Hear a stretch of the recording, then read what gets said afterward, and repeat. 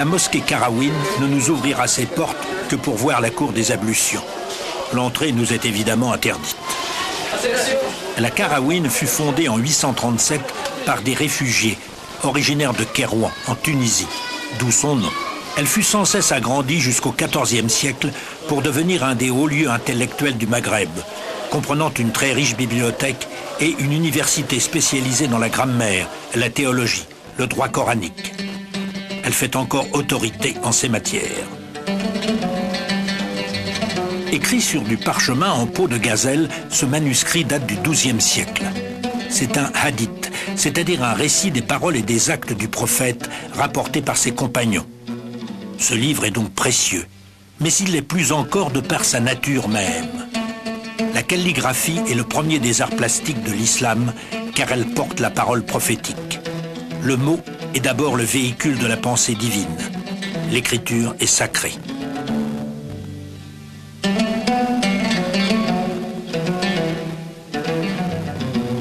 Souvent dans les mosquées, une invocation d'Allah ou un verset du Coran fait le tour de la salle de prière. L'écriture encercle les fidèles. Elle les investit. L'image fut interdite aux artistes. La calligraphie est une de leurs revanches.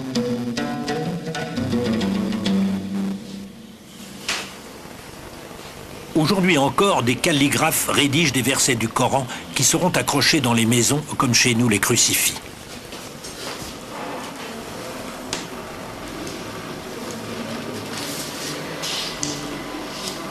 L'arabe s'écrit de droite à gauche. Il n'utilise pas de plume, mais un kalam, c'est-à-dire un roseau à la pointe taillée en biseau. Ce sont les premiers mots de la révélation prophétique.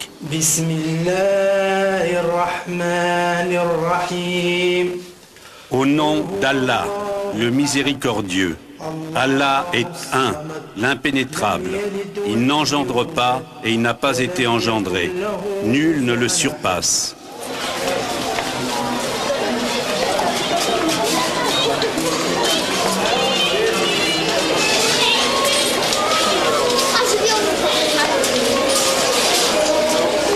Tout autour de la Qarawin, le souk, un lacis inextricable de ruelles et de venelles. On peut marcher des heures sans jamais revenir sur ses pas. Mais attention aux ânes et aux mulets de bas.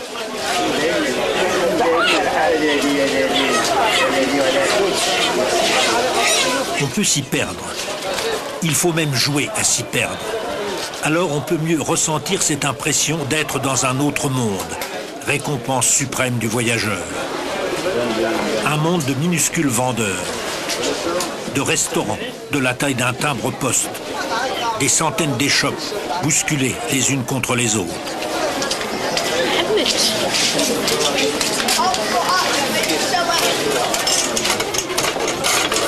Le menuisier utilise autant ses pieds que ses mains.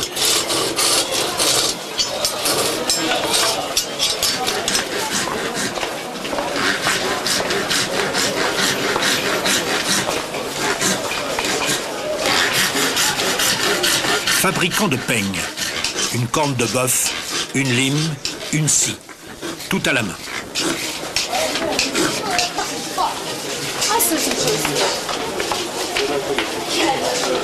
Le cordonnier est son petit-fils, qui sera cordonnier, comment en douter. Nous retrouvons Omar, notre conducteur. Il habite dans ce quartier. Tous les artisans le connaissent bien.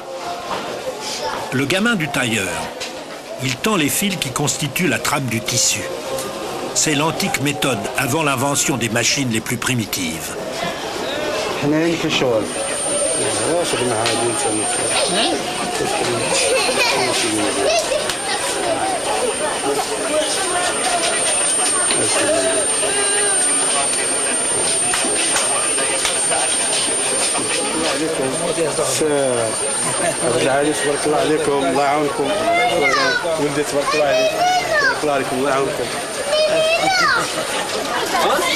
En fait, ces arrêts répétés dans les échoppes ont un but. Il cherche un cadeau pour sa femme et n'arrive pas à se décider.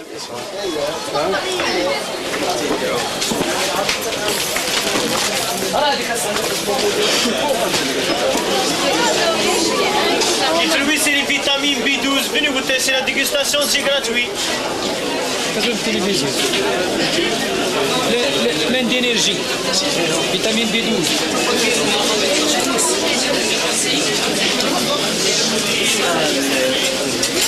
Je vous propose la vitamine B12 pour les fruits pour les maris fatigués. C'est ce qu'on donne la nuit de noces aux jeunes maris. Les dattes, les figues, les amandes, les raisins. C'est moi.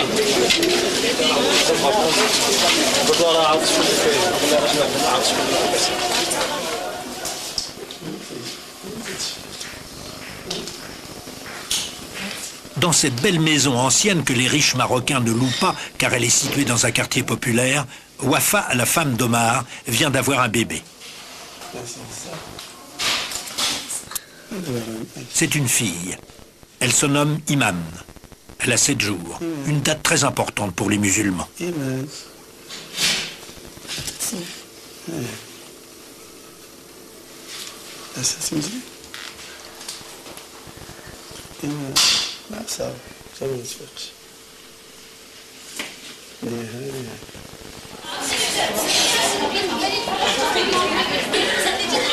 En effet, le 7e jour donne lieu à une fête qui correspond au baptême, puisqu'on va donner un prénom au bébé. Les amis et la famille arrivent dans l'après-midi, somptueusement vêtus. À l'exception d'un serveur, il n'y aura que des femmes.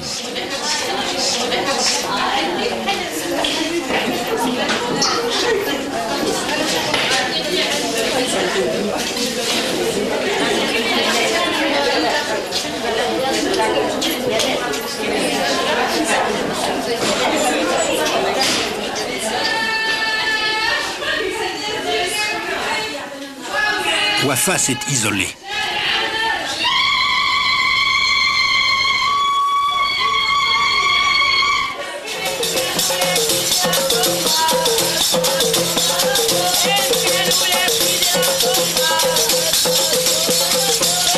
Les musiciennes sont des professionnels.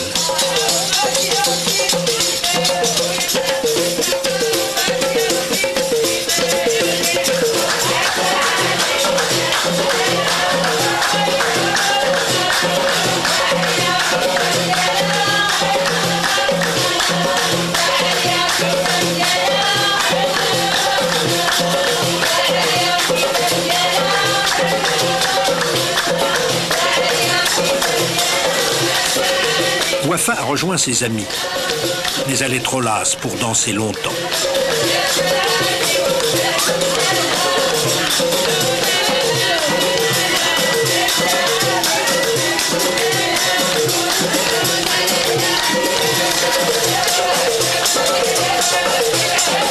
Si les hommes sont exclus, ils n'en feront pas moins la fête, mais entre eux, après le départ des femmes.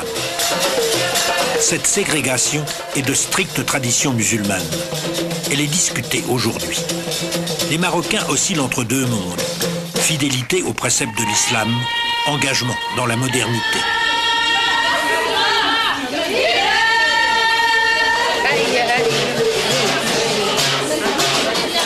La polygamie est toujours légale. Un homme peut épouser 4 femmes, comme le fit le prophète. C'est peu pratiqué dans les classes moyennes des villes et une loi récente contraint le mari à obtenir la permission de la première femme pour épouser une seconde, des autres pour une troisième et une quatrième. Toutefois, la polygamie est depuis longtemps illégale en Turquie, en Tunisie. Ici, on n'avance à pas compter, trop vite ou trop lentement. Opinion vivement débattue. C'est un moment historique périlleux que ce bouleversement des mentalités.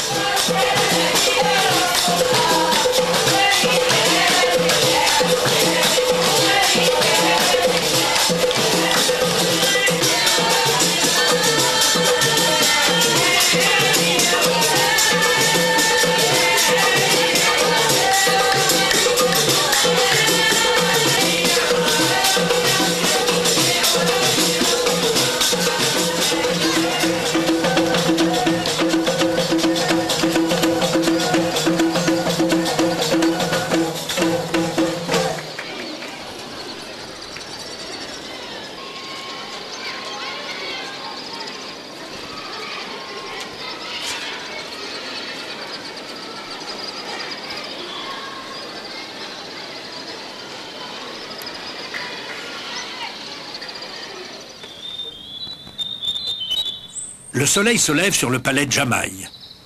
Enfoui dans la vieille ville, entouré de hauts murs, il faut le surplomber pour le voir. En islam, le luxe aime vivre caché. Construit par le vizir Jamaï à la fin du 19e siècle, il est devenu un hôtel, ce qui l'a probablement sauvé de la destruction, comme tous ces palais que personne n'a plus la fortune d'entretenir.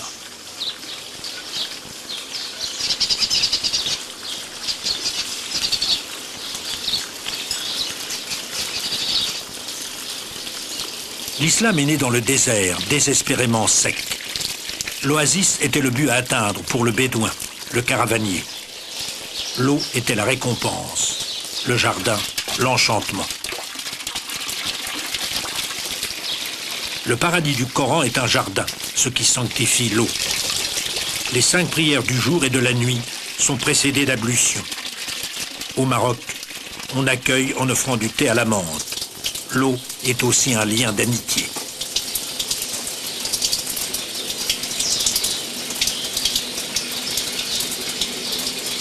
Dans un palais arabe, fontaines et feuillages sont aussi importants que cuisine et chambre à coucher.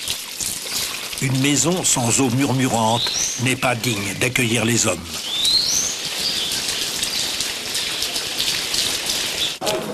L'eau est partout dans Fès. Fontaines de rue enchâssées de mosaïques.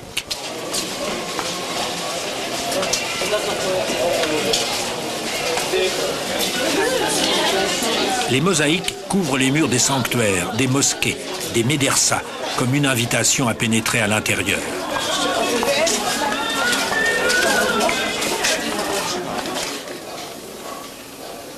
Les médersas étaient des universités accolées aux mosquées. Longtemps abandonnées, souvent livrées aux boutiquiers, aux squatteurs, aujourd'hui on les reconstruit dans leur état originel, telle la médersa Mezbaya, rénovée par le roi.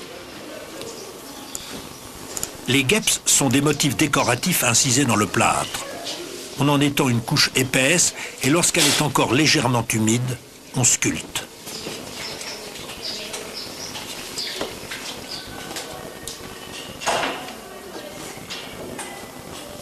Ces dessins ont la fleur pour origine. Maîtrisée dans ses lignes, idéalisée dans sa forme, elle n'est plus qu'un signe. La médersa Attarine est l'exemple parfait de ce genre d'édifice. Un puits de lumière et l'eau de la fontaine pour la vie. Rigueur géométrique qui calme l'esprit. Répétition des thèmes traités en dentelle. Le plaisir est intellectuel. La beauté est béatitude intérieure.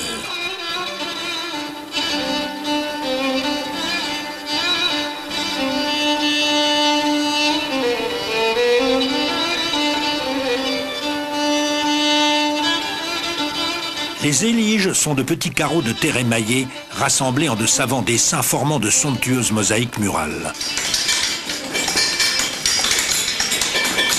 L'atelier est dirigé par un malen. Un malen est plus qu'un patron.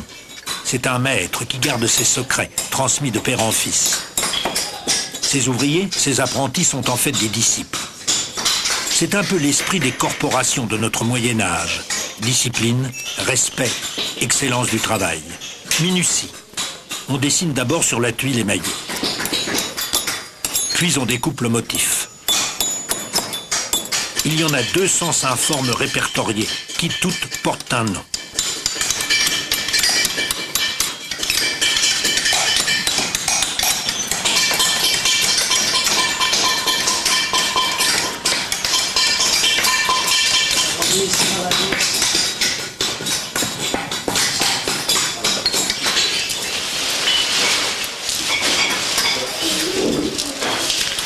On dessine sur le